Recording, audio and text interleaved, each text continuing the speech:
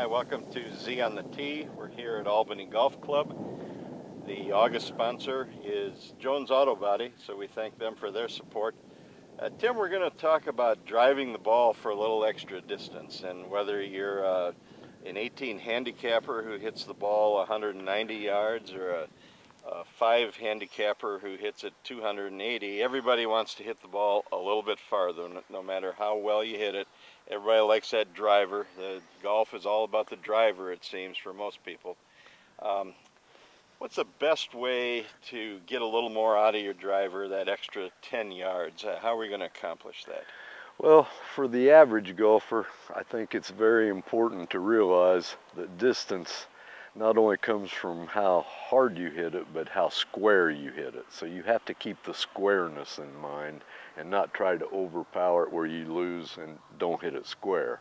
So for the average golfer, the main thing I would try to get you to do to hit it a little farther would just be to try to turn your hips and shoulders a little bit more in your torso and try to use that to get the distance rather than try to swing real hard at it, use more hand action or arm action. I think you'd be much better off trying to use your torso and your large muscles, try to hit it more square on the club, and I think you'll get that extra 10 yards that you're looking for. I think the common misperception by most guys, especially your higher handicappers, is you have to swing harder to hit it harder, and you mentioned that's not really the way to go. Yes, correct. Everything gets thrown out of whack at that point, doesn't it? Yes, for sure. Squareness, how square you hit it is going to determine how far it goes, much more than how hard you hit it.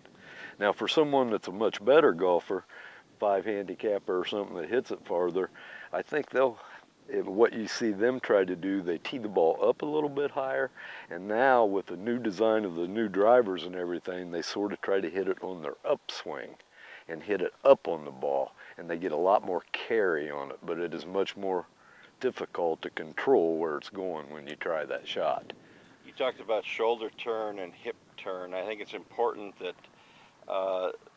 the core of the body moves, the head doesn't, but the shoulder and maybe the belt buckle. I like to tell people to feel like the club's attached to their belly button. Take it away with your belly button and back through. That using your torso to guide where you're taking it. We're talking from the waist up, the whole core, there, but back and forth. But feeling like that when you're turning on it. Just as a rule of thumb, is it important kind of to get the left shoulder moving under your chin, yes, or maybe even a little past your chin? Definitely the turn on the left shoulder of getting that underneath your chin. I don't know about much more past that. A lot of that's going to have to do with your flexibility, your age, and that. But definitely try to get the left shoulder underneath the chin, and that way you can turn and hopefully get that extra 10 yards.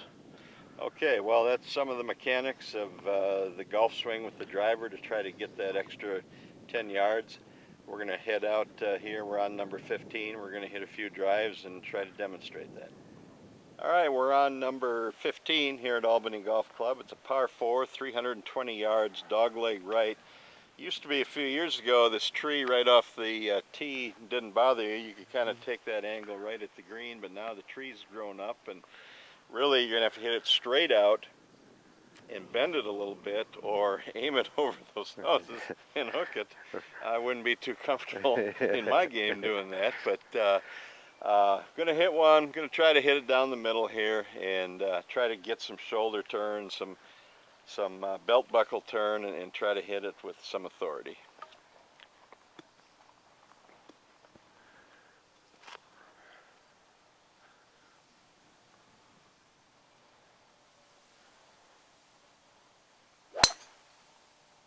Very nice. Good straight too. Nice little draw. Good shot. Okay. Yeah, I'm happy with that. Now I'm going to try to play a little fade off of mine and try to cut it a little bit to the right here, but I'm still going to use the same technique of trying to use a lot of torso, and that even helps me fade it a little bit more.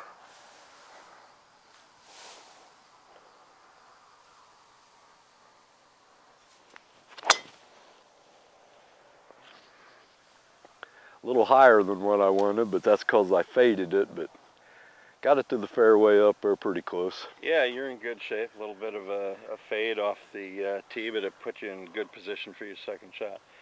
So there's some of the mechanics that can help you hit the ball a little bit farther, maybe 10 yards farther. If you just rotate that left shoulder and get that belt buckle turned, you'll be all right.